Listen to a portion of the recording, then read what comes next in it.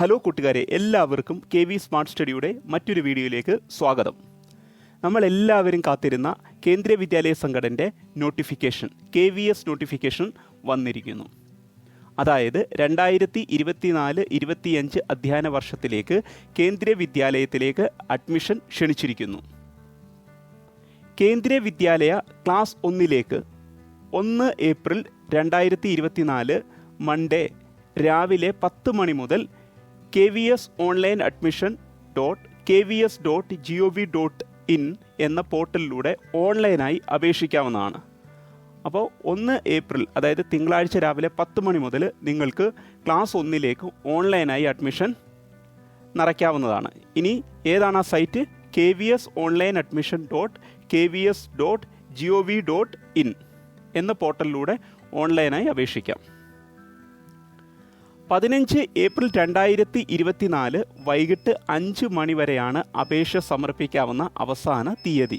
അപ്പോൾ 1-ാം തീയതി മുതൽ 15-ാം തീയതി വരെ നമ്മൾക്ക് അപേക്ഷ സമർപ്പിക്കാം. 15-ാം തീയതി വൈകിട്ട് 5 മണി വരെ നമ്മൾക്ക് അപേക്ഷ സമർപ്പിക്കാവുന്നതാണ്.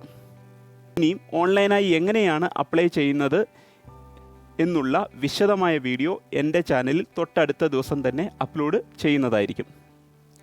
കേന്ദ്രീയ വിദ്യാലയത്തിലേക്ക് അഡ്മിഷനായി സെലക്ട് ചെയ്ത കുട്ടികളുടെ ഫസ്റ്റ് ലിസ്റ്റ് 19 ഏപ്രിൽ 2024 അതായത് അതാത് സ്കൂളിൻ്റെ വെബ്സൈറ്റിലും സ്കൂളിൻ്റെ നോട്ടീസ് ബോർഡിലും ഡിസ്പ്ലേ ചെയ്യുന്നതായിരിക്കും. ഇനിയും